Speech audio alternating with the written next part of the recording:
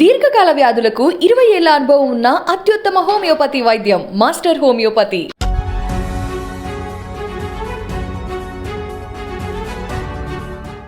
నమస్తే, నేను Kavitha. Welcome to I dream news.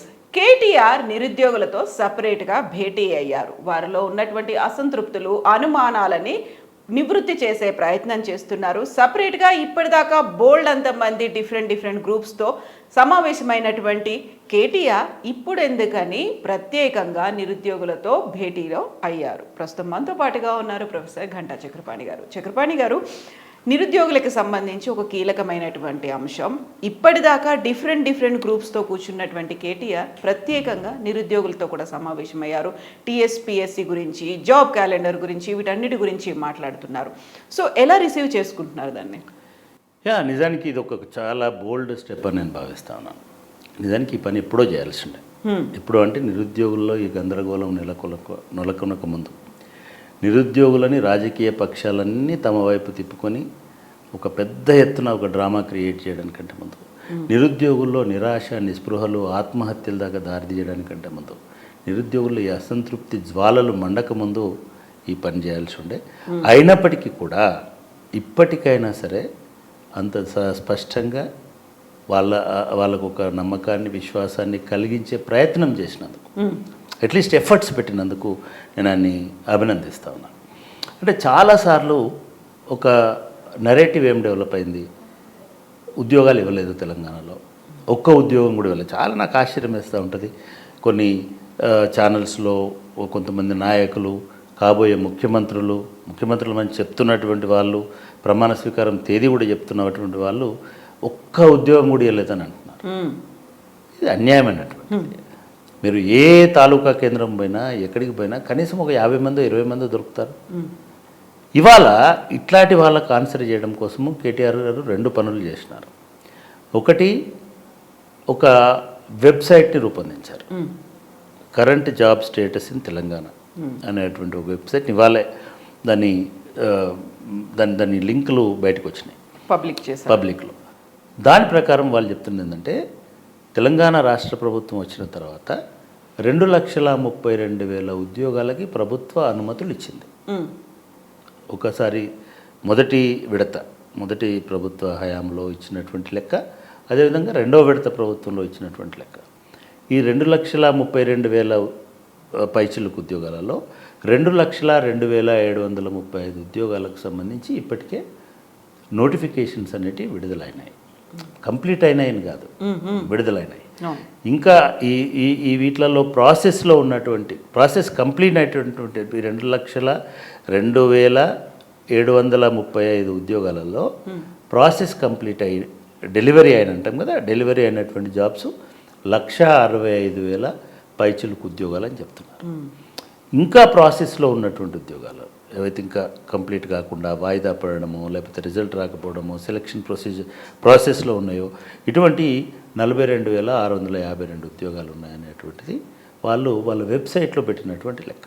మేము హామీ ఇచ్చింది 1,00,000, ఇప్పటికే భర్తీ చేసింది 1,60,000. 1,60,000 అంటే హామీ ఇచ్చింది 1,60,000 ఉన్నాయి. మిగతాయి ఇంకా మొన్న ఇచ్చిన 80,000లో పూర్తి కాలేదు. సరే, దీనిలో పోలీసులే ఒక 40,000 50,000 పోలీసు ఉద్యోగాలు ఉన్నాయి. దీంట్లో రకరకాలైనటువంటి ఎలక్ట్రిసిటీ బోర్డులో ఉన్నటువంటి ఉద్యోగాలు ఉన్నాయి. గురుకులాలలో ఉన్నటువంటి టీచర్లు ఉన్నాయి. మెడికల్ కాలేజెస్లో దీనిలో ఫీల్డ్లో ఉన్నటువంటి ఉన్నాయి. అగ్రికల్చర్లో ఉన్నటువంటి ఉన్నాయి. ఇది డెలివరీ అయినటువంటి ఉద్యోగాలు. ప్రాసెస్లో ఉండి ఆగిపోయినటువంటి ఉద్యోగాలలో ముఖ్యంగా గ్రూప్ 1 ఏమో ఆగిపోయింది, వాయిదాలు పడడం వలన, అంతకంటే ముందు పేపర్ లీకేజ్ వలన. ఇది పూర్తిగా పబ్లిక్ సర్వీస్ కమిషన్ వైఫల్యం వల్ల జరిగినటువంటి ఒక సమస్య.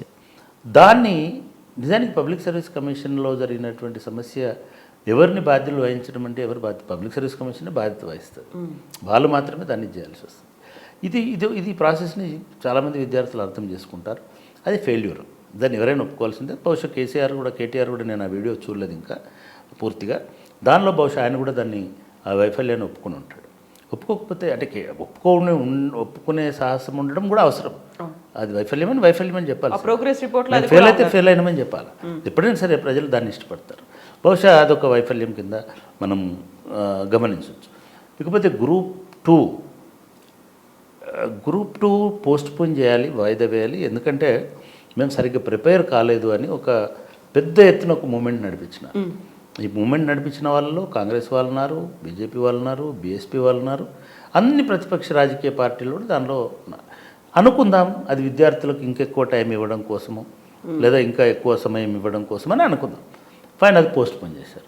అది పోస్ట్పోన్ చేసే నాటికి పబ్లిక్ సర్వీస్ కమిషన్కి ఎలక్షన్ కమిషన్ ఎన్నికల తేదీలు ప్రకటిస్తుందని అనుకోలేవాళ్ళు.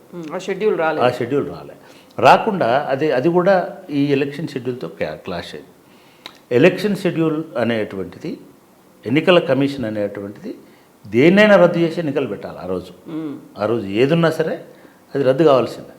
సో పరీక్షలు వచ్చినాయి కాబట్టి ఇది ప్రాబ్లం అవుతుంది కాబట్టి, ఎందుకంటే పోలింగ్ బూత్లు కూడా అన్ని స్కూళ్ళలోనే ఉంటాయి కాబట్టి, లేదా ఓటింగ్ హక్కు ఉపయోగించుకోవడం ప్రాథమికం కాబట్టి ఆ రోజు వేరే పనులు పెట్టరు. సో కాబట్టి అక్కడ ఆ ఎలక్షన్ దృష్ట్యా మళ్ళా డిఫర్ చేసి మళ్ళీ పెట్టాల్సినటువంటి పరిస్థితి. సరే, మిగతా ఇంకా నోటిఫికేషన్ రావాలి. కొన్ని సెలెక్షన్ స్టేజ్లో గ్రూప్ 4 లాంటివి పరీక్షలు అయిపోయినాయి కానీ దాని రిజల్ట్స్ రాలేదు. ఇటువంటిది ఒక ఇది ఉంది. ఇది ఒక అంశం. లీకేజీలు, డిలేలు, వాయిదాలు, ఇది నిజంగా కూడా చాలా డీప్గా హర్ట్ చేస్తుంది. ఎందుకంటే పరీక్ష రాసి వెయిట్ చేస్తుండడం ఇట్లాంటిదంతా జరుగుతుంది. అందులో ఊళ్ళలోంచి వచ్చి ఇక్కడ కోచింగ్ సెంటర్ల దగ్గర చాలా ఇబ్బందికరంగా ఉంటుంది. దానిలో ఆ ప్రాబ్లమ్స్ ఉంటాయి. సరే, దీనిలో ప్రాబ్లం ఏమంటే ప్రతి నోటిఫికేషన్ మీద ఒక 100 కోర్టు కేసులు వస్తుంటాయి. కోర్టులు కూడా నిజానికి యూపీఎస్సీ విషయంలో గతంలో సుప్రీంకోర్టు కొన్ని జడ్జిమెంట్స్ ఇచ్చింది. అంటే ప్రతిదాన్ని ఎంటర్టైన్ చేయకూడదు, ఎక్కడైతే నిజంగానే మెరిట్ అనేటువంటిదో లేకపోతే ఇంకొకటి పోతున్నప్పుడే. కానీ కోర్టు నాకు సమయం సరిపోలేదు, వాయిదా వేయమంటే కూడా వాయిదా వేయండి అని చెప్తే కొంచెం ఇబ్బందిగా ఉంటుంది. అటువంటిది జరుగుతున్నది కాబట్టి అనేక కారణాల రీత్యా అది ఈ అసంతృప్తికి, అసహనానికి ఒక ప్రధానమైనటువంటి కారణం. రెండోది నెరేటివ్. ఈ నెరేటివ్స్లో ఏం చేసినారు, ఇంటికి ఒక ఉద్యోగం అన్నారు అనేటువంటి మాట చెప్పారు. కానీ నేను మేనిఫెస్టోలు మిగతా గమనిస్తున్నప్పుడు ఇంటికి ఒక ఉద్యోగం అని ఎక్కడ ఎవరు చెప్పలేదు. ఏ పార్టీ కూడా ఇంటికి ఒక ఉద్యోగం అని చెప్పలేదు. ఇంటికి ఒక ఉద్యోగం సాధ్యం కాదు. 3.5 కోట్ల 4 కోట్ల మంది ఉన్నటువంటి రాష్ట్రంలో దగ్గర 1 కోటి ఇళ్ళు ఉన్నాయి, లేదా ఒక 50 లక్షల ఇళ్ళు ఉన్నాయి అనుకోండి. 58 లక్షలు 60 లక్షల ఇళ్ళు ఉన్నాయి. 6 లక్షల కంటే ఉద్యోగులు ఉండరు తెలంగాణలో. ఎందుకంటే తెలంగాణ సమాజానికి భారతదేశంలోనే 2 కోట్ల కంటే ఎక్కువ ఉద్యోగులు లేరు.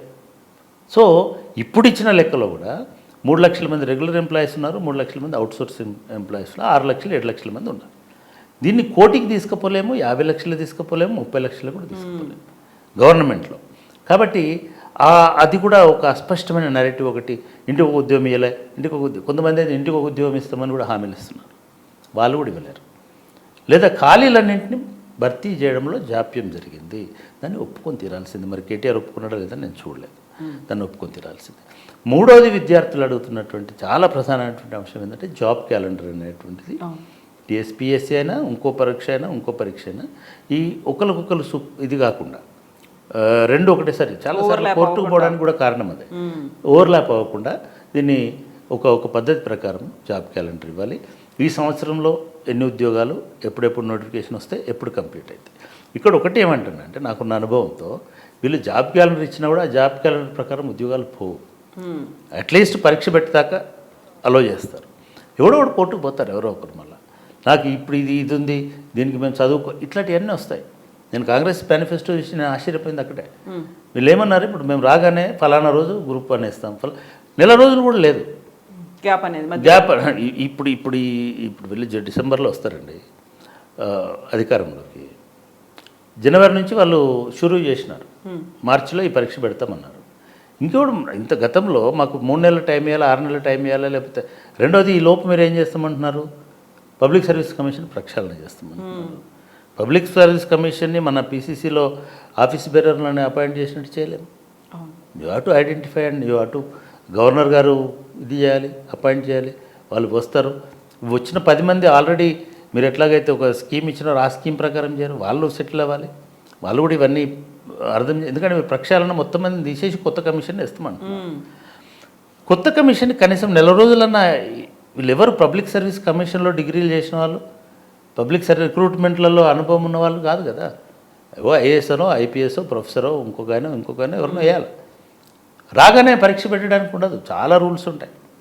ఇవన్నీ జరగడానికి 2 నెలల్లో 3 నెలల్లో కూలింగ్ పీరియడ్ అనేది డెఫినెట్గా వీళ్ళకు ఆ ప్రిపరేషన్ పీరియడ్ అనేటువంటిది సెటిలింగ్ టైం కూడా కావాలి కదా గవర్నమెంట్.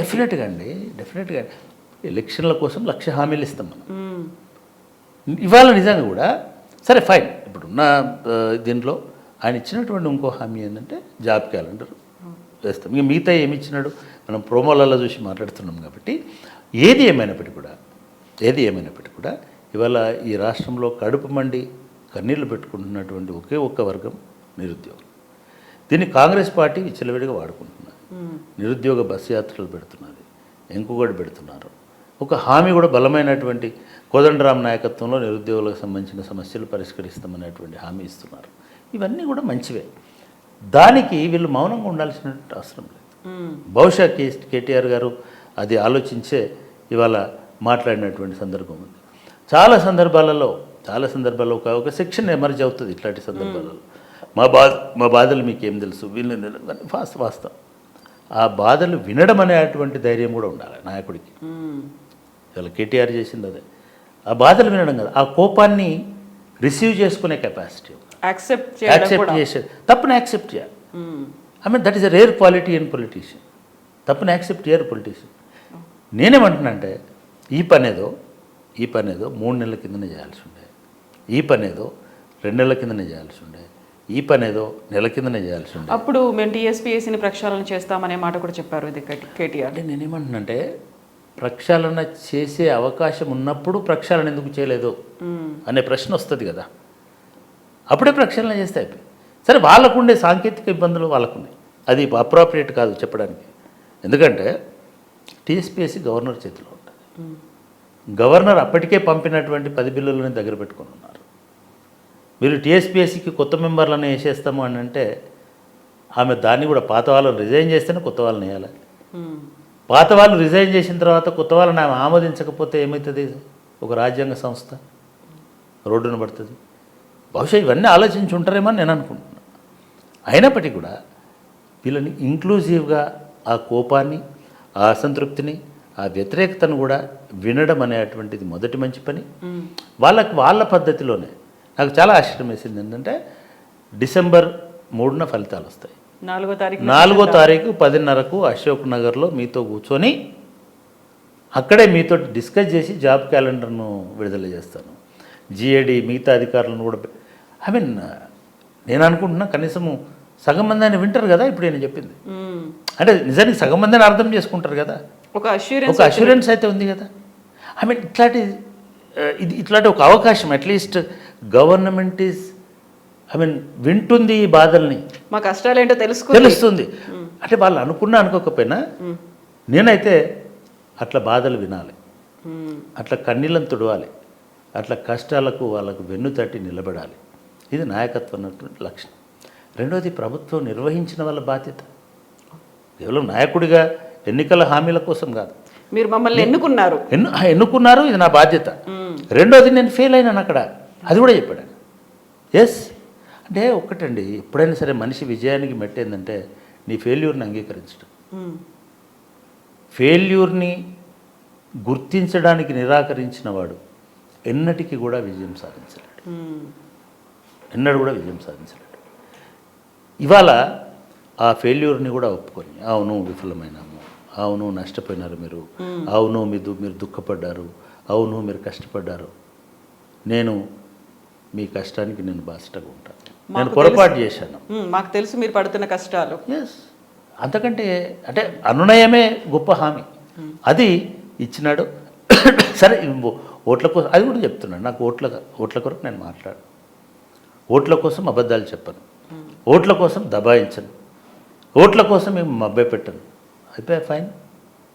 కన్విన్స్ అయితే కన్విన్స్ అవ్వు, లేదనుకుంటే 3వ తారీఖున నేను మళ్ళీ వచ్చి కన్విన్స్ చేస్తా, 4వ తారీఖున మళ్ళీ వచ్చి కన్విన్స్ చేస్తా అని ఆయన చెప్తారు. సరే ఫైన్, మీరు ఇప్పుడు కన్విన్స్ కాకుండా ఓటేసినా కూడా రేపు రేవంత్ రెడ్డి వచ్చి కన్విన్స్ చేస్తాడు. ప్రజాస్వామ్యంలో the beauty of democracy is problem will be resolved either వే. రేపు ఇంకొక పార్టీ వచ్చి కన్విన్స్ చేస్తాడు, లేదు ఇది సాధ్యం కాలేదు ఈటెల రాజేందర్ వచ్చి కన్విన్స్ చేస్తాడు. ఎవరో ఒకరు అయితే ముఖ్యమంత్రి కావాలి కదా. మనుషులను గుర్తించడము, బాధలను గుర్తించడము, ఇబ్బందులను గుర్తించడం, కష్టాలను గుర్తించడం, ఇది రాజకీయ నాయకుడు ఉండాల్సినటువంటి మొదటి లక్షణము. రెండవ లక్షణము పొరపాట్లను అంగీకరించడం, నిర్లక్ష్యం చేసినటువంటి విషయాల పట్ల అవును మేము నిర్లక్ష్యం చేశామని చెప్పడం, తప్పులు చేసినప్పుడు మేము తప్పులు చేశాము సర్దిద్దు. ఒకటండి, తప్పు చేయని వాడు ప్రపంచంలో ఎవడు ఉండడు. ఆ తప్పును అంగీకరించడము ఉన్నతుని లక్షణం. నేను తప్పు చేశాను, ఆ తప్పుకు క్షమాపణ చెప్పడం, సారీ చెప్పడము, నా వల్ల మీరు ఇబ్బంది పడ్డారు అని ఇంకొక మెట్టు దిగి చెప్పడం అనేటువంటిది ఉన్నతుడి లక్షణం. ఐ మీన్ ఇంకొంచెం ఎక్కువ ఇది ఉండేటువంటి కన్సర్న్ ఆ పని చేయాలి. మూడవది చేయాల్సింది ఏంటంటే మీరు ఇచ్చినటువంటి హామీని నిలబెట్టుకోవాలి కూడా. ఖచ్చితంగా ఏ హామీ, ఇట్లాంటి సెన్సిటివ్ హామీలు అది పెద్ద బ్రహ్మ విద్యం కాదండి. మీరు సిస్టమేటిక్గా చేయొచ్చు. కొన్ని నిర్లక్ష్యం వల్ల లోపాలు జరిగినాయి, పొరపాట్లు జరిగినాయి. ఆ నిర్లక్ష్యం లేకుండా చేసుకోండి. మీకు పబ్లిక్ మ్యాండేట్ రేపు వచ్చిన తర్వాత మీరు సంస్కరించవచ్చు. మీరు రిక్రూట్మెంట్ బోర్డులు ఒకటండి, హ్యూమన్లీ ఇంపాసిబుల్. ఇప్పుడు పబ్లిక్ సర్వీస్ కమిషన్లో ఉన్న 120 మంది ఎంప్లాయీస్ తోటి మేము లక్షల ఉద్యోగాలు నింపుతామంటే అది ఎవడి వల్ల కాదు. ఈ ప్రభుత్వాలు, రాబోయే ప్రభుత్వాలు హామీ ఇస్తున్నటువంటి మనుషులు దాన్ని గమనించాలి. మీరు చేయాలంటే ఏం చేయాలా నేను మీకు చెప్తాను, జనరల్గా మాట్లాడిన బయట. కానీ కేరళలో సంవత్సరానికి 60,000, 70,000, లక్ష ఉద్యోగాలు నింపుతారు. Can you believe it? 2,000 మంది, 1,800 మంది స్టాఫ్ ఉన్నారు. యూపీఎస్సి సంవత్సరానికి 4,000, 3,000 ఉద్యోగాలు అన్నీ కలిపి. ఐఏఎస్, ఐపీఎస్ఏ కాదు, ఐపీఎస్ 1000 కూడా ఉండవు. మిగతా అన్ని డాక్టర్లు, ఇంజనీర్లు అన్నీ కలిపి 3,000 ఉద్యోగాలు ఇస్తారు. వాళ్ళ దగ్గర 2,000 మంది స్టాఫ్. రిక్రూట్మెంట్ అనేది సచ్ ఏ క్రిటికల్ జాబ్. పొరపాట్లు ఎందుకు జరుగుతాయంటే కాన్సన్ట్రేషన్ లేకపోవడం జరుగుతుంది. అంటే అందుకుంటారు పరీక్ష పెట్టి ఉద్యోగాలు వేయాలని కాదు. 24 రకాల రోస్టర్స్ ఉంటాయి తెలంగాణలో. 24 కాదు, 74 రకాలు. ఎందుకంటే 32 జిల్లాలు ఉన్నాయి. 33 జిల్లాలు 33 జిల్లాలు ఉన్నాయి, 15 కాస్ట్లు ఉన్నాయి, ఇంకొకటి ఉంది. ఇక 1,00,000 వికలాంగులు, మహిళలు. అంటే చాలామందికి అర్థం కాదు, దాన్ని చెప్పాల్సిన పని కూడా లేదు. దాని గురించి చర్చ కాదు. అంటే మేము ట్రస్ట్ మీ ఈ 120 మందితో 6 సంవత్సరాలలో 38,000 ఉద్యోగాలు, 36,000 ఉద్యోగాలు ఇచ్చినాం కదా. అదేమన్నా బ్రహ్మ విద్యనా? అట్లా చేసుకుని ఉంటే అయిపోయేది కదా. ఒకటి. రెండవది, ప్రభుత్వం కూడా రేపు ఏ ప్రభుత్వం వచ్చినా కూడా నేనైతే స్ట్రాంగ్ అవుతుందంటే ఇంకొక 300 మంది వాళ్ళ దగ్గర పెండింగ్లో ఉన్నాయి ఆ లెటర్లో. ఇంకో 300 మంది ఫస్ట్ రిక్రూట్మెంట్ టీఎస్పీఎస్కి జరగాలి. First recruitment TSPS. సరే, రిక్రూట్మెంట్ అనేది రేపు నేను అనుకున్నాను అనుకోండి, డిసెంబర్లో ప్రభుత్వం వచ్చి జనవరిలో టీఎస్పీఎస్కి మేము 300 మందిని నేను ఇస్తానంటే మళ్ళీ ఇదే ఉంటుంది కదా. నేను చదువుకోవడానికి 3 నెలలు కావాలి, కోచింగ్ సెంటర్కి 3 నెలలు కావాలి, పరీక్ష రాయడానికి 3 నెలలు కావాలి, ఎగ్జాము, రిజల్ట్, ఇవన్నీ ఉంటాయి కదా. నేను ఒకటే చెప్పేది ఏంటంటే ఒక ప్రాసెస్.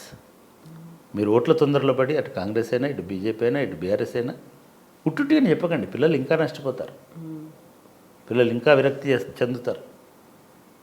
మీకు ప్రాసెస్కి టైం పడుతుంది. ఆ విషయాన్ని గుర్తించండి. ఊరికే బోగస్గా నెలకే వేస్తాం, 2 నెలలకే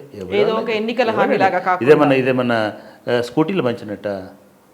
స్కూటీలు పంచడానికి అవసరం లేదండి. ఏదో లేకపోతే ఇంకేదో రైతు బంధు డబ్బులు వేయడానికి అవసరం. డబ్బులు ఉంటే చాలు, టింగు టింగు టింగు అని అంటుంది. ఒకసారి ఒక బటన్ నొక్కితే. ఉద్యోగం వేయడం అట్లా కాదు, బటన్ నొక్కినంత ఈజీ కాదు. ఉద్యోగం వేయడం అనేది ఒక ప్రాసెస్. ఎవడు కూడా ఎట్టి పరిస్థితుల్లో 6 నెలల లోపలనే అన్ని ఉద్యోగాలు ఫిలప్ చేస్తాం, ఏడాదిలో ఉద్యోగాలు ఫిలప్ చేస్తామంటే నమ్మేటువంటి ఆస్కారము లేదు. అది సాధ్యం కూడా కాదు. మళ్ళీ 6 నెలలకు మనం ఇదే విషయం మీద కూర్చొని ఎన్ని ఉద్యోగాలు నింపినారో లెక్కలు చూద్దాం. అది అట్లా కాదు. నేను పిల్లలకి మీరు ధైర్యం చెప్పండి, మేము నిష్పాక్షంగా చేస్తాం. పిల్లలకు మీరు ధైర్యం చెప్పండి, మేము ఇట్లాంటివి జరగనీయం, అవకతవకలు జరగనీయం. వాళ్ళకు ధైర్యం చెప్పండి. ఒక షెడ్యూల్ ఏమవుతుందండి, జాబ్ క్యాలెండర్ ఇవాళ ఫిబ్రవరిలో గ్రూప్ 2 పెడతాం, గ్రూప్ 3 పెడతాం అని అన్నారనుకోండి. ఫిబ్రవరిలో గ్రూప్ 3 నోటిఫికేషన్ ఇస్తారు. వాళ్ళు ఏం చెప్తారు, ఆ క్యాలెండర్లో దీన్ని 3 నెలల్లో పరీక్ష పెడతాం, 2 నెలల్లో కంప్లీట్ చేస్తాం, జూన్లో రిజల్ట్ ఇస్తామని అన్నారు అనుకోండి, జూలైలో రిజల్ట్ ఇస్తామని. ఈ పరీక్ష పెట్టగానే ఎవడో కోర్టుకు పోతాడు. అందులో తెలంగాణ ఎన్నో రాష్ట్రం అని అడిగినారు, ఏదో చెప్తాడు. తెలంగాణలో ఇవన్నీ వరి ఉత్పత్తి ఎంత జరిగింది అని అడిగినారు, ఎప్పుడన్నా అది చెప్పలేదు. ఇట్లా రకరకాల ట్రస్ట్ మీ కోర్టు ఏం చేస్తుంది, ఫస్ట్ ఇమీడియట్గా స్టే అంటుంది, రిజల్ట్ డిక్లేర్ చేద్దంట. ఇవి ఎక్కడైనా జరుగుతాయి, ముఖ్యంగా మన తెలంగాణ హైకోర్టులో మాత్రం చాలాసార్లు జరుగుతాయి. ఎందుకంటే ప్రజల చైతన్యం ఎక్కువ, అడ్వకేట్ల చైతన్యం ఎక్కువ, వాళ్ళందరూ కూడా ఇమీడియట్గా ఇది చేస్తుంటారు, జడ్జిల చైతన్యం ఇంకా ఎక్కువ. ఐ మీన్ దీన్ని మనం తప్పు పట్టలేదు, అదొక ప్రాసెస్, ఇవన్నీ ఉంటాయి. కాబట్టి మీరు చెప్పండి, సమర్థవంతంగా మేము పబ్లిక్ సర్వీస్ కమిషన్ నిర్వహిస్తాం. మేము ప్రతి సంవత్సరం ఒక ఇన్ని ఉద్యోగాల్ని భర్తీ చేస్తాం. ఇంకా బోర్డులు పెంచండి. పబ్లిక్ సర్వీస్ కమిషన్ మీద ఎందుకు బండలేస్తున్నారు? మీరు ఎందుకు మిగతా రాష్ట్రాల్లో ఉన్నట్టు స్టాఫ్ సెలక్షన్ బోర్డు ఎందుకు పెడతలేరు? స్టాఫ్ సెలక్షన్ బోర్డు పెడితే గ్రూప్ 4 గ్రూప్ 2 అన్నీ ఒకటే ఎగ్జామ్లో పెడతాయి కదా. లేదు మిగతా చోట్ల జరుగుతున్నట్టుగా స్టేట్ సివిల్ సర్వీసెస్ ఎందుకు పెడతలేరు? పరీక్ష పెట్టి వాళ్ళందరినీ ఒకటే స్టేట్ సివిల్ సర్వీసెస్ కింద రిక్రూట్ చేస్తారు కదా. ఒకటే ఎగ్జామ్ తోటి 3 రకాల జాబులు వెళ్ళిపోతాయి కదా. ఎందుకు మీరు పూర్తి స్థాయిలో గురుకుల బోర్డునో టీచర్స్ రిక్రూట్మెంట్నో ఎందుకు చేయట్లేదు? దీనికి పబ్లిక్ సర్వీస్ కమిషన్కి ఏం సంబంధం? ఒక సంస్థ ఉంది కాబట్టి, ఆ సంస్థ మీద బండలేయాలి కాబట్టి, అది తప్పు చేసిన దగ్గర మాట్లాడు. మిగతా రిక్రూట్మెంట్లకు ఏం సంబంధం అండి? ఎలక్ట్రికల్ రిక్రూట్మెంట్ ఉంది, దానికి ఒక బోర్డు ఉంది. మెడికల్ రిక్రూట్మెంట్ ఉంది, దానికి ఒక బోర్డు ఉంది. ఇంకా పెంచండి, ఏం తప్పేం లేదు. మినిస్టీరియల్ ఎంప్లాయీస్ రిక్రూట్మెంట్ బోర్డు అని ఉంది కొన్ని రాష్ట్రాలలో. కొన్ని రాష్ట్రాలలో స్టాఫ్ సెలక్షన్ బోర్డు అని ఉంది. కొన్ని రాష్ట్రాలలో టీచర్స్ రిక్రూట్మెంట్ బోర్డు ఉంది. లేదా ఇప్పుడు చెప్పినట్టు ఏ జిల్లాలో ఆ జిల్లాలో టీచర్లు రిక్రూట్ చేయండి. ఎందుకు యూనివర్సిటీలన్నీ ఎందుకు ఇంకా మనము గవర్నర్ గారి దయాదాక్షిణ్యాల కోసం ఎందుకు ఎదురు చూడాలి? తీసుకోండి బిల్లు వెనక్కి, ఏ యూనివర్సిటీ ఆ యూనివర్సిటీకి ఇచ్చేసేయండి. 10 యూనివర్సిటీలు వాళ్ళ దగ్గర ఉన్న జాబులన్నీ 1000, 500, 200 ఎవరిని వాళ్ళని హ్యాపీగా రిక్రూట్ చేసుకోమని చెప్పండి. What is wrong? ఈ ప్రొయాక్టివ్నెస్ రావాలి. అంతేగాని ఊరికే దీన్ని వాడుకొని ఓట్లు తెచ్చుకోవాలి, శవాల మీద ఇంకోటి చేయాలి అంటే నిరుద్యోగులను నేనేమంటున్నా అంటే వనరుల్లాగా చూడాలి తప్ప ఓటర్లలాగా చూడొద్దు అనేది నా భావన. వాళ్ళకు హ్యూమన్ రిసోర్సెస్ నిరుద్యోగులు, వాళ్ళకు రకరకాల స్కిల్స్ పెంచండి, వాళ్ళకు ఆలోచనలు కలిగించండి, కొత్త అవకాశాలు క్రియేట్ చేయండి. మీరు నమ్మరండి, హైదరాబాద్లో బోలెడన్ని ప్రభుత్వ ఉద్యోగాలు కాకుండా మనం ఇంకొక సందర్భంలో డీటెయిల్గా మాట్లాడుకోవచ్చు. కానీ ఇప్పుడు రేపు రాబోతున్నది, రేపు ఫాక్స్కాన్ అనేటువంటిది మీరు ఆపినా ఆపకపోయినా గవర్నమెంట్ ఎవరున్నా వాళ్ళు ఇచ్చిన ప్రకారం 25,000 ఉద్యోగాలు 30,000 ఉద్యోగాలు ఫస్ట్ ఇన్స్టాల్మెంట్లో వస్తాయి. 5 ఏళ్లలో 1,00,000 ఉద్యోగాలు వస్తాయి. 25,000 ఉద్యోగాలకు కావాల్సినటువంటి స్కిల్స్ ఏమిటి? మేనేజరియల్ స్కిల్సా, లెక్కలు చేసే కామర్స్కి సంబంధించిన స్కిల్సా, లేకపోతే సాఫ్ట్వేర్ రిలేటెడ్ స్కిల్సా, ఆర్టిఫిషియల్ ఇంటెలిజెన్స్? ఎగ్జాక్ట్లీ. అది ఎంతసేపు అండి? 6 నెలలు ఆ కోర్సులు చేయొచ్చు. ఇంకోటి ఇది ప్రభుత్వమే టేకప్ చేయొచ్చు కదా. నేను ఒకసారి చెప్పాను, చైనాలో ఉన్న ఎగ్జాంపుల్.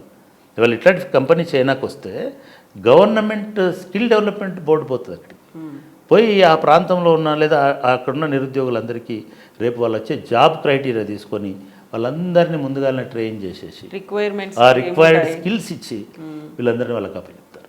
ఇళ్ళకి సెలెక్ట్ చేసుకోండి. వాళ్ళకి 25,000 కదా ఫస్ట్, వాళ్ళని తీసుకోండి. ఎట్లాంటి వాళ్ళు 50,000 మంది తెలంగాణ పిల్లల్ని ట్రైన్ చేయండి, 75,000 మందిని ట్రైన్ చేయండి. కాంపిటీషన్ పెట్టండి. అక్కడ మీరు ఎవరు కూడా కాంపిటీషన్ లేకుండా నువ్వు గవర్నమెంట్ ఇస్తే ఉద్యోగాలు ఇయ్యరు. 1,00,000 మంది పిల్లల్ని దానికి రిలేటెడ్ స్కిల్లో పెట్టండి. దానిలో 25,000 మంది పోయినా కూడా బెస్ట్ది సెలెక్ట్ చేసుకుంటాడు. మిగతా ఇండస్ట్రీస్ ఉన్నాయి కదా, సేమ్ స్కిల్స్ తోటి పనిచేసేవి ఉంటాయి కదా, వాళ్ళు అక్కడికి పోతారు. ఇప్పుడు మీరు అక్కడ చెప్తున్న దాన్ని బట్టి మనకు ఐపాడ్స్ మ్యానుఫ్యాక్చరింగ్ ఈయన పోతే శాంసంగ్ వాళ్ళకి పోతారు, సేమ్ టెక్నాలజీ. లేదా దాంట్లో శాంసంగ్ కూడా పోతే చివరికి వోల్వోనో గిల్వోనో ఉన్నాయి కదా, ఆడిపోతారు. అక్కడ కూడా అయిపోతే ఇంకా మైక్రోమాక్స్ దాకా పోతారు. ఐ మీన్ ఒక న్యూ స్కిల్ కదా అది. సో ఇటువంటి ప్రయత్నం చేయాలి.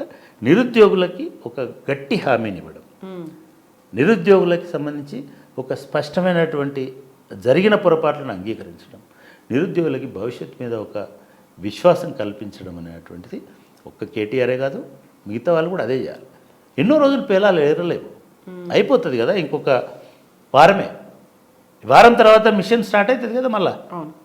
మళ్ళీ వారం తర్వాత మీరు ఈ మాటలు మాట్లాడరు కదా. ఇప్పుడు ఎట్లాగైతే మీ ఎంబడి వాళ్ళు వస్తున్నారో, మీరు వాళ్ళని ముందుకు పంపిస్తున్నారో, ఈ యాత్ర ఆ యాత్ర ఇంకోటి లేదా ఇప్పుడు మీరు ఇంటర్వ్యూలు చేస్తున్నారు, రేపు వాళ్ళు మీ ఎంబడి వస్తారు కదా. మళ్ళీ ఇది జరగబోయేటువంటిది కాబట్టి మీరు ఆచితూచి ఇట్లాంటి ఉపశమన చర్యలని, ఉపశమన మాటల్ని, ఉద్రేక మాటలు అవసరం లేదు. ఇప్పుడు ఉపశమన మాటలు కలిగించి మీరు చెప్పినట్టుగా ఎవరు గెలిచినా సరే, ఇప్పుడు ఇది చెప్పాడు కదా 4th నాడని, నేను సలహా ఏమిస్తున్నంటే రేపు కాంగ్రెస్ గెలిచినా కూడా వాళ్ళ ముఖ్యమంత్రి ఎవరు తెలుసుకోవడానికి ఇంకో వారం పడుతుంది. 4th నాడు ఎవరు మినిస్టర్లు రారు బహుశా. అప్పటికి పోనీ వారానికైనా సరే, జనవరి 4th సరే మీరు అవి అట్లనే వాళ్ళతో డిస్కస్ చేయండి. క్యాలెండర్ ఎట్లుంటుందో చెప్పండి, పరీక్ష విధానం ఎట్లుంటుందో చెప్పండి, ఆలోపు కమిషన్లు వేయండి, ఆలోపు రిక్రూట్మెంట్ ఏజెన్సీస్ వేయండి. నేను కోరుకునేది ఏంటంటే ఇప్పటిదాకా బాగా నిస్పృహలో ఉన్నటువంటి యువకులు, నిరాశతో ఉన్నటువంటి యువకులు, బాధలో ఉన్నటువంటి యువకులు, దుఃఖంలో ఉన్నటువంటి యువకులు, వాళ్ళకు ఈ దుఃఖం నుంచి, బాధ నుంచి, ఈ నిరాశ నుంచి ఉపశమనం దొరకాలని కోరుకుంటున్నాను. సో కన్సర్నే కాదు, వాటికి కావాల్సింది అష్యూరెన్స్. ఆ అష్యూరెన్స్ కూడా ఇవ్వాల్సిన బాధ్యత ఉంది. కవిత గారు, మీరు ఒక హామీని ఇచ్చి ఉల్లంఘిస్తే అది ఒక చిన్న ఫైనాన్షియల్ బెనిఫిట్ అయితే నష్టం లేదు, నీకు లాస్ లేదు. మీకు స్కూటర్లు ఇస్తామని చెప్పి రేపు ఇవ్వకపోతే మీకేం నష్టం లేదు. ఒక హామీ పోయింది. కానీ ఉద్యోగం ఇస్తామని ఆశ కల్పించి, ఉద్యోగం ఇస్తానని 6 నెలల నుంచి, ఏడాది నుంచి వాళ్ళని తిప్పుకొని ఉద్యోగాల కోసం వాళ్ళు చదువుకుంటుంటే కోర్టులో కేసులు వేసి వాళ్ళ జీవితాలని, వాళ్ళ అన్నం గిన్నెను లాక్కొని మళ్ళీ నువ్వు పెట్టకపోతే చాలా చాలా చాలా నష్టం జరుగుతుంది. డిప్రెషన్ వస్తుంది, ఏవగింపు వస్తుంది, అసలు ఈ లైఫ్ ఎందుకు అనేటువంటి విరక్తి వస్తుంది. దయచేసి అటువంటి దశకు తీసుకోవాలి. ఎక్కువ హామీలు అయిపోయింది. మీరు అందరూ వాడేకాడికి వాడేసినారు కదా. ఒక కార్యాచరణలోకి, రంగంలోకి దిగాలని నేను మనస్ఫూర్తిగా కోరుకుంటున్నా. ఎవరు అధికారంలోకి వచ్చినా అటువంటి స్పష్టమైనటువంటి దిశానిర్దేశం చేస్తే తప్ప తెలంగాణ యువకులు మిమ్మల్ని నమ్మరని కూడా నేను స్పష్టంగా చెప్పదలుచుకున్నాను. సో కీలకమైనటువంటి స్లోగన్లో 3rd ఇంపార్టెంట్ పాయింట్ నియామకాలు. దానికి సంబంధించి ఒక అష్యూరెన్స్, ఎస్ మేమున్నాము అని చూపించేటువంటి ఒక భరోసా కావాలి. అది ఎవరిస్తారు, ఎలా వెళ్తుంది అనేది ఎస్, ఇది చాలా స్పష్టమండి. ఇప్పుడు కేటీఆర్ లాగానే స్పష్టంగా చెప్పండి, ఎస్ మేము ఇంత ఇస్తాం. ఇట్లా ఇది ప్రాక్టికల్లీ పాసిబుల్ కాదు. మీరు వాళ్ళతో కూర్చొని వాళ్ళే చెప్తారు ఎట్లా ఇస్తావు ఆ రోజు. What we are expecting from you. Exactly. నిజంగా కూడా ఇప్పుడు ధైర్యం ఉంటే చేయాల్సింది అది, ధైర్యం ఉంటే చేయాల్సింది అది. నిజంగానే చిత్తశుద్ధి ఉంటే చెప్పాల్సింది ధైర్యం పిల్లలు. ఆ ధైర్యం కలిగించేటువంటి దిశగా ఇవాళ ప్రయత్నాలు జరిపినందుకు నేను కేటీఆర్ని అభినందిస్తున్నా. రేవంత్ రెడ్డి కానీ, లేకపోతే అందులో ఎవరో ముఖ్యమంత్రి మన బట్టి విక్రమార్క కానీ, లేదా కోమటిరెడ్డి వెంకటరెడ్డి కానీ అటువంటి ప్రయత్నం చేయాలి. అట్లాగే ఈటల రాజేంద్ర కూడా అటువంటి ప్రయత్నం చేయాలి. ఎస్ అండి, thank you so much for your inputs అండి. నిజంగానే ఒక కీలకమైనటువంటి అంశం, కీలకమైనటువంటి టైం, ఒక పర్ఫెక్ట్ వేదిక. Thank you so much Chakrapani గారు. Thank you very much. Thank you అండి.